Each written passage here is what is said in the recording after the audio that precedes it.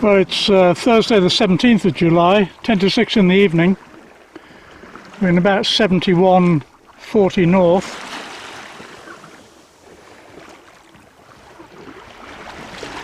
I'm actually hand steering at the moment, or steering with tiller lines, because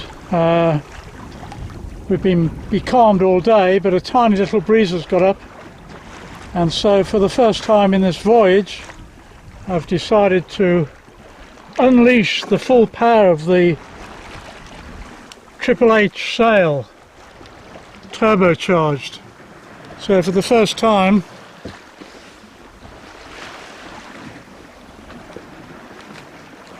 we've got all 7 panels flying. So you're still getting a bit of slatting because there's a big swell and very, very little breeze. And it goes on and on and on all the way up there. This huge sail. But what it's enabling us to do is to make up for some lost time now. Not having sailed for the last 15 hours or so.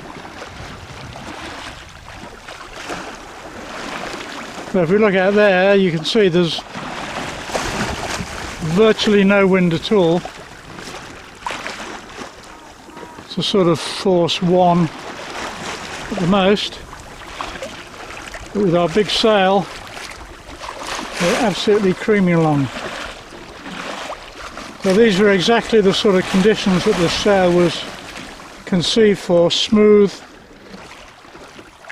post-calm conditions, when there's very little wind, but a nice smooth sea, so I can risk carrying so much sail on the mast, and then really get the boat moving along again. So there we are, the full power of the horizontally hinged hybrid 7-part turbocharged sail gets its Arctic baptism. Well, it's the morning of Friday the 18th of July. We've been at sea for 2 weeks now, and we are now less than 300 miles from Bear Island, first target. I'm filming this from the central hatch. There's the forward hatch there, and of course the after hatch is behind us. We've got this very light southerly wind still, so we're still carrying the full sail here, the whole Mingming monster, up and up and up and up and up, and yeah, there's the top of the sail, at least 200 feet high. That's doing its work, pulling us along very nicely in virtually no breeze whatsoever. However, what I really wanted to show you was if we come inside again, and I will close that hatch because it's letting out all the warm air. Hello, just a minute. There we are. Right, so we're all dogged down and warm inside again. So we're now inside the observation pod, and I think today the camera's working a bit better. So that's looking through the right forward deadlight. It's looking through the port forward deadlight, down the port side, and looking aft, and come all the way around again. Starboard forward deadlight, starboard aft deadlight, and so on. So I've got 360-degree vision from here. Doing a bit of writing there. And keep the books and stuff coming. And down there, the main log and the main cabin. But the nice thing is that I'm not standing up in here.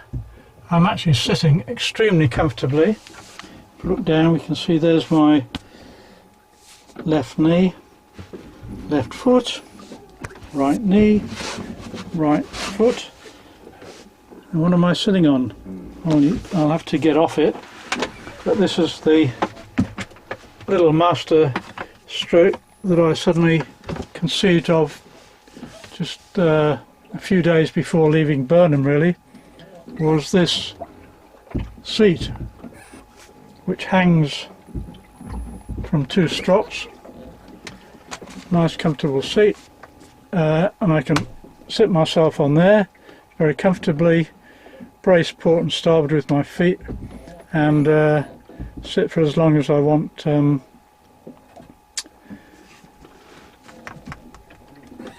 enjoying the delights of the Arctic Ocean. Having made this thing, I then discovered, when I made it originally, it didn't have these legs on here. It was just a flat seat for sitting in the observation pod. And then after I'd made it, I realised two things. If I just unhook it there and unhook it over here, first thing I discovered, quite by chance, was that it fits absolutely perfectly on this companionway step. I couldn't have made it better if I'd measured it to the millimetre, and that's purely by chance.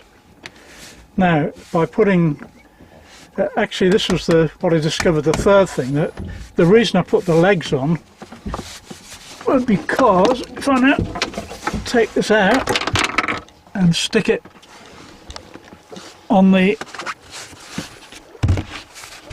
bridge deck,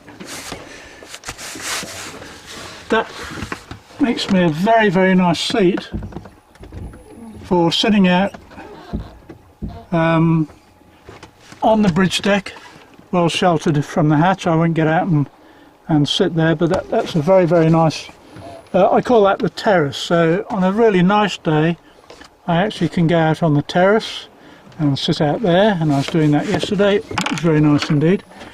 But then I also discovered, bring this back in, once I'd put the legs on and everything, that it sits perfectly on that step, and actually gives me another very nice internal seat, a little bit lower down, a bit more protected. So that's sort of not quite the terrace, that's more the conservatory, if you like, is here. Then I've got this lower seat, which is very good when you go into windward and heel, because I can sit on this seat, brace my legs down on the leeward side, and again I'm just sitting inside the hatch with just a nice view of the sea there.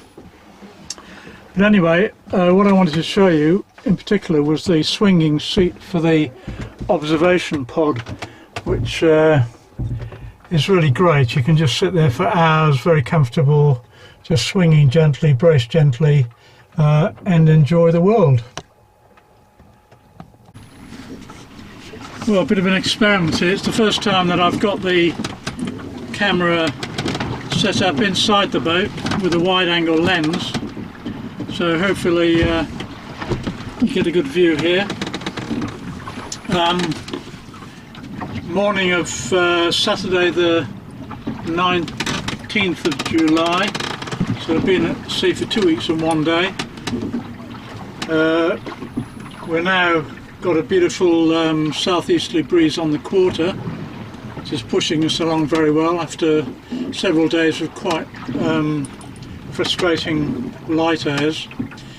And we're now just about 200 miles from Bear Island, so closing in. And I sort of feel that this voyage won't really have started till we get there. This is the kind of preparatory phase, just marching along the foothills before we get to the real mountains to climb a little bit later. But really this is just a a test video for the camera, which seems to be working okay. The only problem is that my remote control battery is packed up and I don't have a replacement. It's a rather obscure Japanese battery, so I'll have to switch on and off actually at the camera itself.